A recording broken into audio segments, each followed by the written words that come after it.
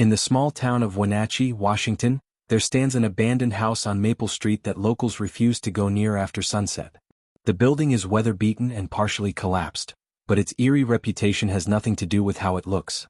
It's because of what happened there in the winter of 1977, and the strange events that followed, events still whispered by firefighters, police officers, and the older residents who swore they saw the impossible.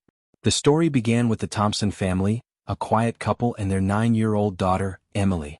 Their house caught fire late one snowy night. Neighbors woke to the blaring siren of the smoke alarm and the sight of flames swallowing the living room windows. Firefighters arrived within minutes, but by the time they managed to enter, the house was collapsing. The tragic discovery came shortly after. Both parents had died in their bedroom.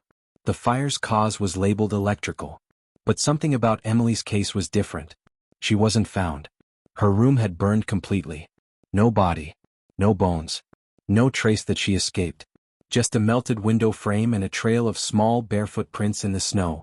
Footsteps that led halfway down the driveway, then stopped abruptly as if the girl simply vanished or was lifted into the air. Police searched every neighboring house, every street, every airport and bus station. For weeks, Emily's photograph was pinned to every grocery store bulletin board in the county. But she was never found. The case went cold. The town mourned. The Thompson house was boarded up. And then the knocking began. About 8 months after the fire, the new owners, the Ramirez family, moved into the renovated home. Their first night there at exactly 3:12 a.m., someone knocked at the front door. Softly. Rhythmically. Like a child using small knuckles. The father opened the door. No one was there. Fresh snow covered the ground, untouched. No footprints.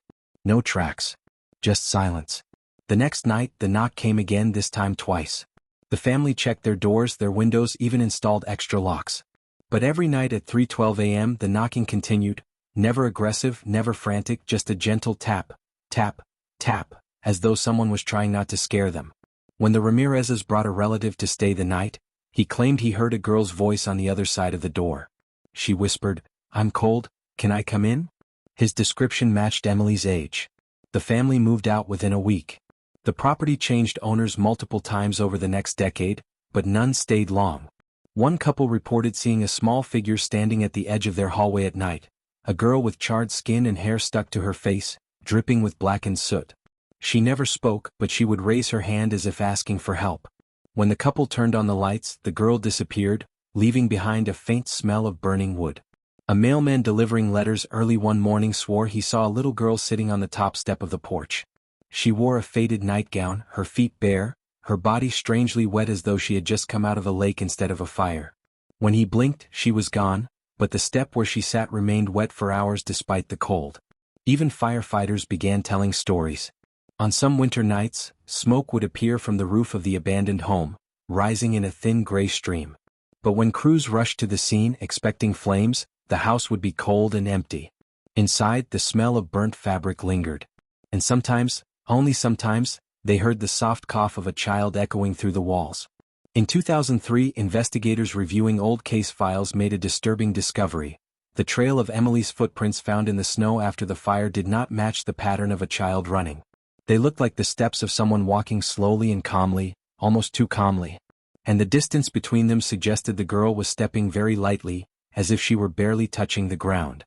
Locals believe the little girl never understood that she died. They say she still wanders Maple Street every winter, knocking softly on doors, looking for someone to help her find her parents. Others believe her spirit is bound to the moment she tried to escape the fire, running barefoot into the snow, calling out for someone to open the door. And even now, if you visit Maple Street at night, people will warn you. If you hear a gentle knock at 3:12 a.m., whatever you do not open the door.